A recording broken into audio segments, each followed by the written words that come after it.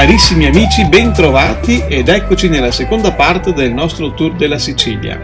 La prima tappa ci aveva portati all'area di sosta Green Car di Palermo, da dove abbiamo comodamente visitato il centro della città e poi la grandiosa cattedrale di Monreale. Se non avete ancora visto il video, vi consiglio di farlo subito perché i luoghi che abbiamo visitato sono assolutamente straordinari. Questo pomeriggio abbiamo lasciato Palermo in direzione ovest, percorrendo la A29 fino a Castellammare del Golfo. Quindi abbiamo preso la statale 731 e poi la provinciale 16 fino a San Vito Lo Capo, dove stiamo arrivando proprio adesso. La distanza totale è di 106 km che con il nostro camper abbiamo coperto in poco meno di 2 ore. A San Vito ci sistemiamo presso l'area di sosta da Giovanni, che abbiamo scoperto su Cara Maps e che viene descritta come comoda, tranquilla ed economica. Ed eccoci arrivati, ma prima di entrare mi raccomando iscrivetevi al canale in modo da non perdere le prossime puntate di questo incredibile viaggio.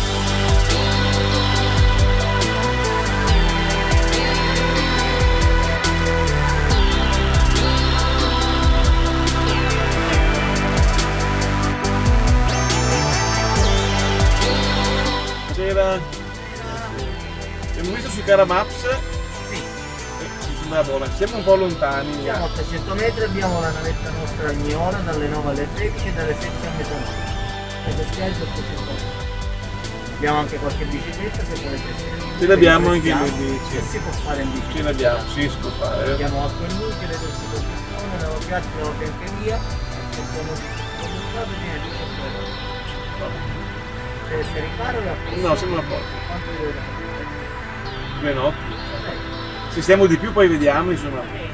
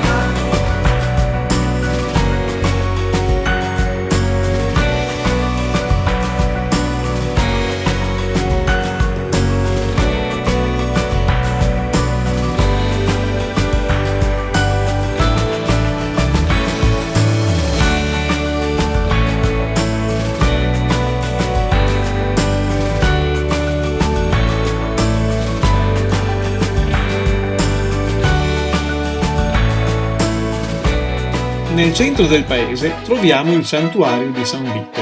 La prima costruzione, realizzata intorno al 300, fu una piccola cappella dedicata a San Vito Martire.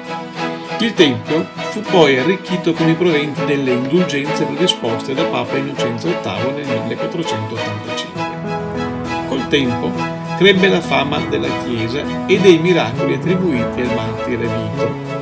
Quindi, per accogliere i numerosi fedeli che arrivavano in pellegrinaggio e soprattutto per difenderli dai ladri e dai banditi, l'originaria costruzione andò trasformandosi in una fortezza alloggio. Tale realizzazione risale alla fine del 400.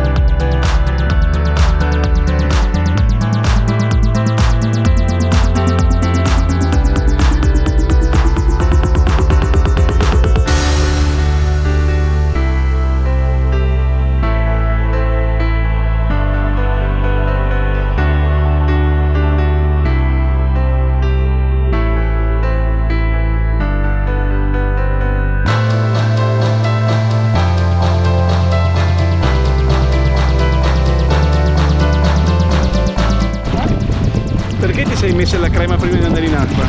Per proteggermi la pelle dalle vedute.